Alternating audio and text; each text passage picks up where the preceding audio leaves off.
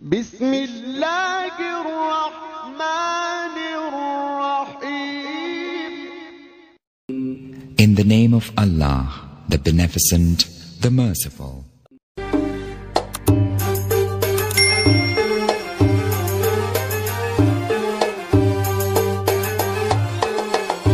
Kitab ini di hukum i'rab, antara kalimat bismillah ini ada hukum di sini yang terkait erat dengan pekerjaan yang kita kerjakan dalam kehidupan harian. Apa hukumnya? Yuk kita baca. Jadi antum baru tahu huruf ba saja dengan kalimat bismillah. Ini kalau kita bahas secara i'rab akan berdampak pada aktivitas yang kita kerjakan dalam kehidupan. Apa dampaknya? Mari kita lihat.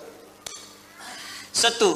Madhhabul basriyin annahu fi mawdi' rafa' li'annahu khabarun mubtada' mahdhufun wa taqdiruhu ibtida'i bismillah.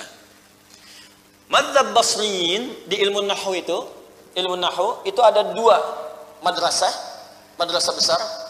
Satu di Basrah, kedua di Kufah. Dua-duanya di Irak.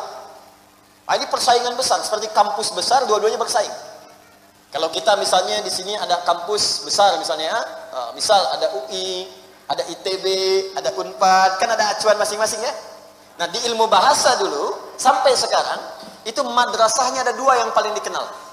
Satu Basrah, yang kedua Kufah.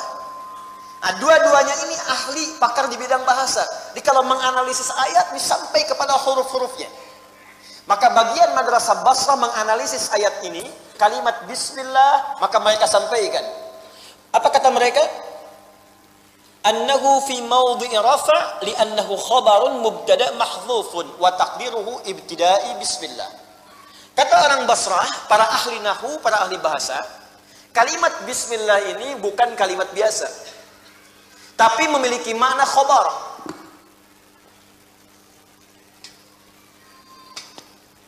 Paham? Tidak.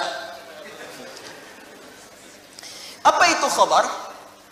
Khabar itu adalah kalimat penyempurna, awas, kalimat penyempurna dari satu perbuatan atau satu informasi yang akan disampaikan. Jadi kalau tidak ada khabarnya, maka kalimatnya tidak akan sempurna. Dalam ilmu nahwu, kalimat yang disempurnakan ini disebut dengan mubtada namanya. Sehingga ada istilah disebut dengan mubtada khabar. Ya, mubtada khabar. Mubtada khabar. Mubtada ini letaknya di awal. Setiap awal kalimat.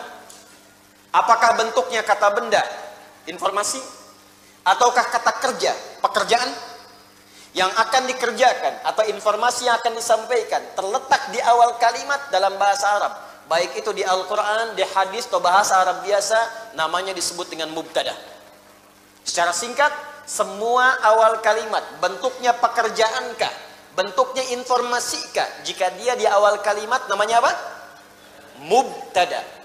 Nah setiap mubtada ini, baik pekerjaan, atau informasi, atau kata benda, mustahil dia bisa dianggap sempurna kalau tidak ada khobarnya yang menerangkan apa pekerjaan yang dikerjakan itu. Apa informasi yang mau disampaikan itu.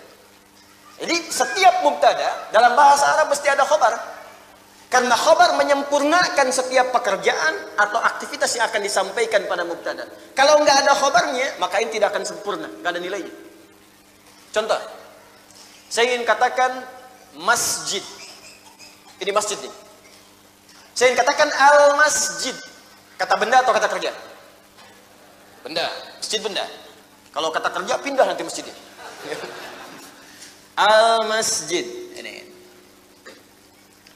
Baik ya. Supaya paham. Al-masjid. Benda.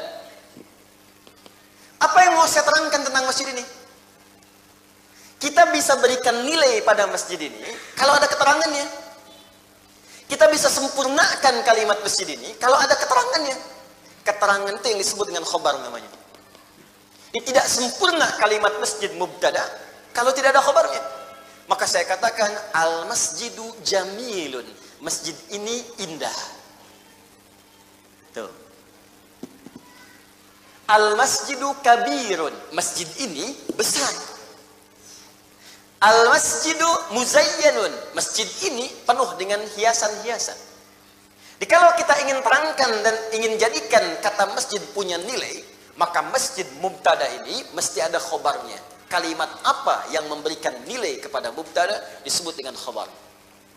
Apa hubungan dengan pembahasan kita pada bismillah? Kata ahli Basrah, orang-orang Basrah, ahli ilmu nahu yang menganalisis Al-Quran, kata mereka kalimat bismillah ini kedudukannya adalah khobar. Karena akan menyempurnakan setiap informasi atau pekerjaan yang akan kita kerjakan sebelum dilakukan. Apa pekerjaannya? Ibtidai, itu asal kalimatnya. Ibtidai bismillah. Ini khabarnya, ini mubtadanya. Apa yang dimaksud ibtida? Ibtida itu semua aktivitas yang kita kerjakan dalam kehidupan. Saya ingin makan, ibtida. Saya ingin minum, ibtida. Ibtida itu mengawali segala hal. Baik Anda ingin menyampaikan informasi, saya ingin nelpon, saya ingin ketik SMS, saya ingin pasang poster, saya ingin share kajian, saya ingin menyampaikan sesuatu, saya ingin pasang ini, pasang itu, saya ingin bekerja, saya ingin beraktivitas, itu ibtida namanya. Jadi semua pekerjaan kita, kalau kita bawa ke fikih, semua pekerjaan kita, minum pekerjaan, makan pekerjaan, maaf tidur pun pekerjaan, atau aktivitas benda kita, rumah kita benda, pakaian kita benda, itu tidak ada nilainya tanpa bismillahirrahmanirrahim. Itu maksudnya. Di dalam ilmu nahwu diajarkan dalam kaidah Arab, kalau semua pekerjaan kita tidak diawali dengan bismillah, apapun yang kita kerjakan, maka tidak sempurna pekerjaan yang kita lakukan. Jelas? Di secara bahasa pun, semua kalimat-kalimat itu diajarkan pada kita, ingin mengawali apapun secara singkat, ingin mengawali apapun, biasakan bacakan bismillah supaya sempurna pekerjaan kita. Kalimat tafsir bahasa ini secara singkat disampaikan dengan kalimat ringan di hadis Nabi berbunyi kullu amrin dzibalin la yubda'u fihi ibtida la yubda'u fihi bi bismillahirrahmanirrahim fahuwa abtar. Semua perbuatan baik la yubda'u ibtida yang tidak dibuka diawali dengan bismillah secara singkat atau disempurnakan bismillahirrahmanirrahim, maka tidak sempurna, terputuslah dia. Apa yang terputus? Setidaknya pahalanya. Jadi kalau antum mengerjakan sesuatu tidak pakai bismillah di awalnya, maka nggak punya nilai pahala. Misal, contoh langsung ya supaya paham nih. Dan saya tidak akan kurangi, tidak akan tambahkan sampai antum paham. Nih, mau minum misal. Ambil yang paling dekat denganmu, gunakan tangan kananmu. Sebelum minum, bismillah. Alhamdulillah. Jelas? Belum? Bismillah. Jelas? Belum? Bismillahirrahmanirrahim. Jelas? Alhamdulillah. Nah, jadi mau makan, bismillah. Minum, bismillah. Menulis, bismillah. Belajar, bismillah. Kerja, bismillah. Ya, jadi secara bahasa pun sudah dikasih isyarat. Jadi jangankan kita paham fikih, secara ilmu bahasa pun, ilmu bahasa nih. Makanya penting belajar bahasa Arab untuk memahami ayat-ayat Quran. Hadis-hadis Nabi, karena Quran itu disampaikan dengan bahasa kaumnya. Bahasanya bahasa Arab. Paling fasih, kalau nggak ngerti ilmunya, nggak akan paham maknanya. Makanya di ilmu bahasa pun dibahas, kalau tidak diucapkan bismillah, maka kalimat tidak sempurna. Ibtidai bismillah, kerja bismillah, makan bismillah, minum bismillah, belajar bismillah. Kalau tidak pakai bismillah, maka tidak sempurna pekerjaannya. Seperti makna dalam bahasa tidak sempurna, maka pahala kita pun tidak kita dapatkan. Apa faidahnya kalau kita makan minum tidak pakai bismillah? Faidahnya pahala tidak didapatkan. Jadi kalau tidak didapatkan, apa bakal kita untuk pulang menghadap pada Allah Subhanahu wa taala? Jelas di sini?